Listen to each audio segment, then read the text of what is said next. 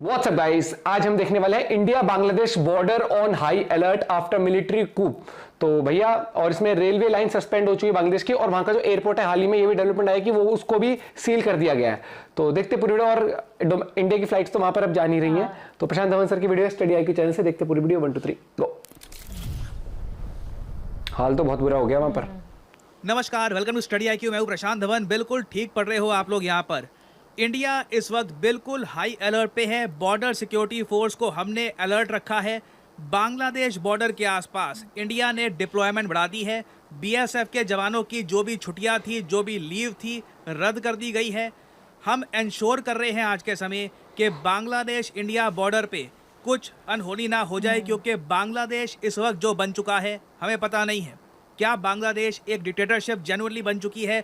क्या अब यहाँ पर एक मिलिट्री राज चलेगा और बस एक पपेट गवर्नमेंट बिठा दी जाएगी, जिस तरीके से पाकिस्तान में होता है? We do not know. और इसलिए अभी के लिए फॉर द टाइम बिंग जो भी रेलवे नेटवर्क है बिटवीन इंडिया एंड बांग्लादेश, इसे सस्पेंड कर दिया जा चुका है। मैं आपको बता दूं, 8 से ऊपर रेलवे लाइंस है बिटवीन इंडिया एंड बांग्लादेश, सब की सब इस वक्त सस्पेंड कर दी गई है।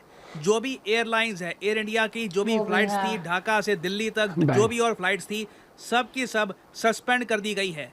इंडिया इस वक्त अलर्ट पे है, आप यही कह सकते हैं। देखो, मुझे यहाँ पर अनफॉर्चुनेटली ये कहना पड़ेगा कि भारत सरकार भी बहुत ज़्यादा सरप्राइज लग रही है कि यहाँ पर हो क्या गया। अचानक से बांग्लादेश में तख्तापलट होता है। बांग्लादेश में जो प्रोटेस्ट चल रहे थे वो तो चल रहे थे अपनी जगह। न्यूज़ आ रही थी कि बांग्लादेश में प्रोटेस्ट हो रहे हैं, सोशल मीडिया को बैन कर दिया गया। फिर अचानक से न्यूज़ आती है कि आर्मी चीफ बांग्लादेश के कहते हैं पीएम ऑफ बांग्लादेश को कि 45 मिनट दे रहा हूँ, बांग्लादेश छोड़ के निकल जाओ, मैं टेक ओवर कर रहा हूँ कंट्री का। और शेख हसीना ने मजबूरी में यही किया, ये दिल्ली में आ गई। शेख हसीना से अजीत डोभाल साहब मिले हैं, पीएम मोदी से भी मिलेंगी मोस्ट प्रोबेबली शेख हसीना।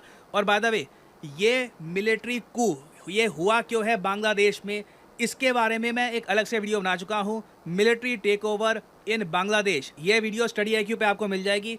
इसमें जो रीजंस हैं इस कू के, ये हमने डिस्कस किए हैं। और अभी के लिए देखिए, ये जो व्यक्ति है यहाँ पर, the army chief of Bangladesh Waker uz Zaman, ये मोस्ट पावरफुल आदमी है इस वक्त बांग्लादेश में। नाउ इन्होंने बोला तो है कि मैं बहुत ही जल्द एक इंटरिम सरकार बना दूंगा बांग्लादेश में, मगर वो इंटरिम सरकार किस तरह झुकेगी? क्या वो बस एक आर्मी की पपेट होगी, आर्मी के अंडर काम करेगी, या फिर एक प्रॉपर गवर्नमेंट होगी? क्या बांग्लादेश में फिर से इलेक्शंस करवाए जाएंगे? No one knows. सिचुएशन इतनी खराब है कि यूएसए ने भी अपने नागरिकों को ये कह दिया है कि आप अगर बांग्लादेश में हैं तो जल्द से जल्द बाहर निकल जाइए। और मुझको यहाँ पर एक बात ये भी ऐड करनी पड़ेगी कि बांग्लादेश की जो आर्मी है, इनका इतिहास रहा है, काफी बार इन्होंने अपनी सरकार को ओवरथ्रो करने का प्रयास किया है। 2009 में क्या हुआ था, बांग्लादेश की आर्मी ने, उस वक्त भी शेख हसीना पीएम थी, सरकार को हटाने की कोशिश करी थी बाय फोर्स। इसको कहा जाता है बांग्लादेश राइफल्स रिवोल्ट। उस वक्त भारत सरकार ने कंप्लीट सपोर्ट दिया था शेख हसीना को, भारत सरकार तैयार थी। और कैसे भी करके जो ये बांग्लादेश की मिलिट्री ने अपनी सरकार को उखाड़ने की कोशिश करी थी, इसे रोक दिया गया था और शेख हसीना की सरकार 2009 में बचा ली गई थी। यहाँ पे आप देख पाओगे, बीबीसी का आर्टिकल है 2011 का, कि 2009 में जो म्यूटनी हुई थी, या फिर आप कह लीजिए फेल्ड म्यूटनी, उसको लेकर 800 सैनिकों को कोर्ट में भी ले जाया गया। और उससे पहले भी आप अगर जाओगे तो 1970s 80s कई बार बांग्लादेश की मिलिट्री ने अपने देश की जो सरकार है, चुनी हुई सरकार, इसको ओवरथ्रो करने की कोशिश करी है। बट इस बार मैं नोट कर पा रहा हूँ, बांग्लादेश की आर्मी ने टैक्टिक थोड़ा सा चेंज किया है। इन्होंने जनता को थोड़ा सा आगे कर दिया प्रोटेस्ट के नाम पर, और वेट किया कि कब सरकार कमजोर हो जाए, और फिर अचानक से पीएम को बोल दिया get out of the country. अब बांग्लादेश की आर्मी ओवरटेक यहाँ पर कर रही है। और बांग्लादेश की डेमोक्रेसी का इस वक्त क्या हाल है, ये मैं आपको दिखाना चाहता हूँ। ये पार्लियामेंट हाउस है पक्का।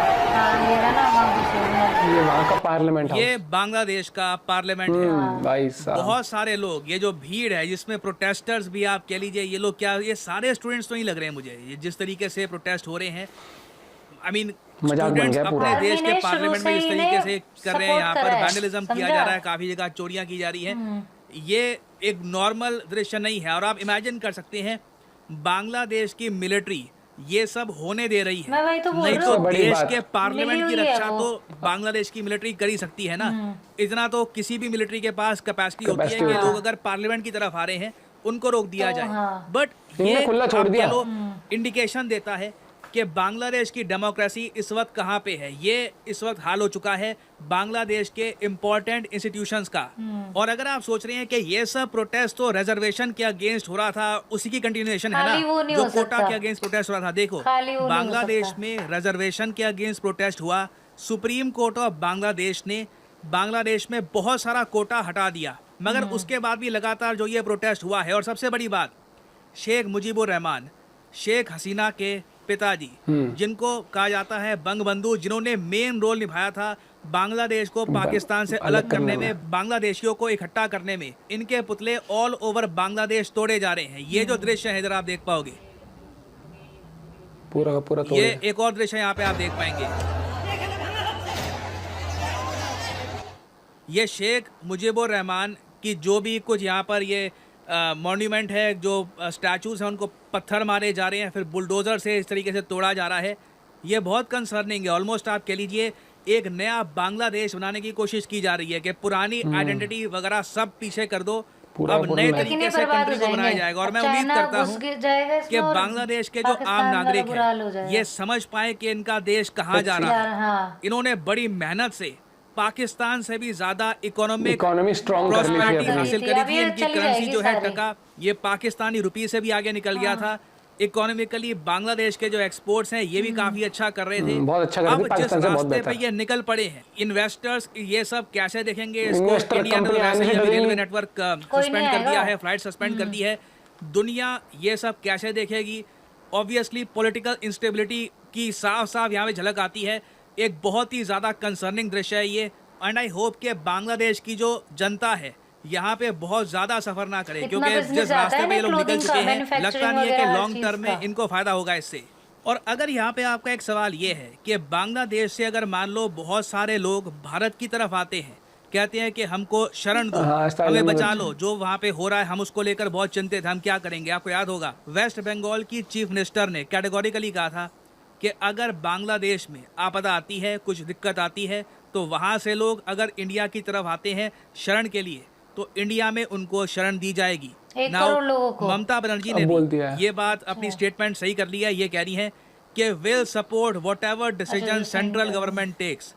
और मेरे हिसाब से ये बिल्कुल सही स्टांस है भी। सिचुएशन इज वेरी सीरियस बहुत जो हम serious है। देख रहे हैं मुझे अच्छा बांग्लादेश लगा में, कल राहुल गांधी कई को दशकों भी में साथ आज तक में, नहीं समझ देखा। रहे हैं? हमें पता नहीं है हाँ। कि बांग्लादेश में अब होगा क्या। क्या डिक्टेटरशिप चलेगी, मिलिट्री राज चलेगा, बेसिकली अब यहाँ पर होगा क्या। क्या म्यांमार में जो हुआ था अगर वैसा ही हुआ बांग्लादेश में, बाय गॉड बुरा हाल हो मुझे सच में जाएगा। बुरा लग रहा है। जो इन लोगों ने इकोनॉमिक तरक्की करी थी, करी, जो वो इतना डुबो दी इन्होंने। इतना सारा ये पूरी डुबो दी। लोग आगे निकल गए थे, सब भट्टा कुछ बिठा मिट्टी हो दिया सकता है। इट इज सैड टू सी। मैं सिंपली यहाँ पर यही कहूंगा, होपफुली सिचुएशन बांग्लादेश में कंट्रोल में आ जाएगी, डेमोक्रेसी यहाँ पर रिस्टोर हो जाएगी और मुश्किल है। मिलिट्री राज लंबे समय तक नहीं, नहीं वो चलेगा। गवर्नमेंट तो बना देंगे, लेकिन puppet टॉपिक वाली। से वही रिलेटेड वो कुछ बोल रहे हैं अपडेट्स ना, आती हैं तो मैं आपके लिए बाद में अपडेटेड वीडियोस लाता रहूंगा।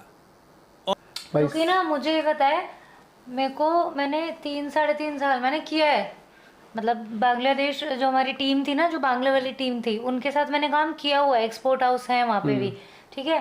तो मतलब यार अच्छा खासा वो है उनका, मतलब क्या होता है business size हर कि उस- जब पॉलिटिकल स्टेबिलिटी रहती है, गवर्नमेंट अच्छे से काम कर रही होती है, देश चल रहा होता है स्मूथली, तो बड़े से बड़ी कंपनी, एग्जांपल दे रहा हूं मैं, मैकडोनल्ड्स, पिज्जा हट, मतलब जो भी बाहर की कंपनियां हैं, जैसे पाकिस्तान वो में ये आती चीज है। आ गई ना कि भाई वहां तो डर है, वहां कुछ नहीं पता कब किसी कंपनी में आग लगा दे, कब क्या कर दे, कोई आते नहीं है वहां पे इन्वेस्टर्स, नहीं कुछ भी अपना कुछ भी हो। प्लांट या कुछ नहीं लगाते हो वहां पे।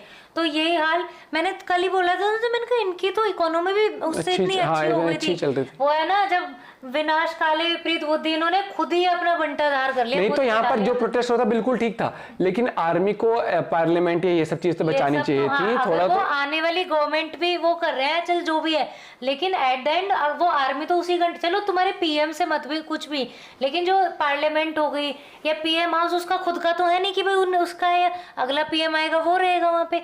ये कुछ चीजें ऐसे इन्होंने ना, आर्मी को इनका सिर्फ- कट कॉपी हाँ। पेस्ट करेंगे जो पाकिस्तान में और वहां पर हुआ था श्रीलंका लेकिन में फिर हाल। ये भी देखो पाकिस्तान का हाल आज के टाइम पे क्या है, कोई कुत्ता भी नहीं पूछता, और ये हाल बहुत बुरा हो जाएगा इनका ये तो बहुत ही ज्यादा इनको भाई देखो इकोनॉमिकली, और वहां पर आम जनता सफर भी करेगी, अब करेगी। और कौन ऑर्डर्स देगा, कौन वहां से शिपमेंट्स वगैरह बंद होगी ना, फ्लाइट वगैरह। अरे कई सारे ऑफिसेस तोड़ दिए, हाँ कई सारे ऑफिसेस तोड़ दिए। मुझे बस ये समझ नहीं आता, जब दंगे होते हैं ये सब चीज होती है, एक आम इंसान के ऑफिसेस क्यों तोड़ देते हो, दुकानें क्यों फूंक देते हो? कितना वो है ये। हाँ तुम भी तो आम इंसान कह के अगर निकले प्रोटेस्ट करने, तो आम आदमी को ही खाओगे तुम। कितने बड़ी कंपनियों, कितने सारी कंपनियों का नुकसान करके चले। हाँ।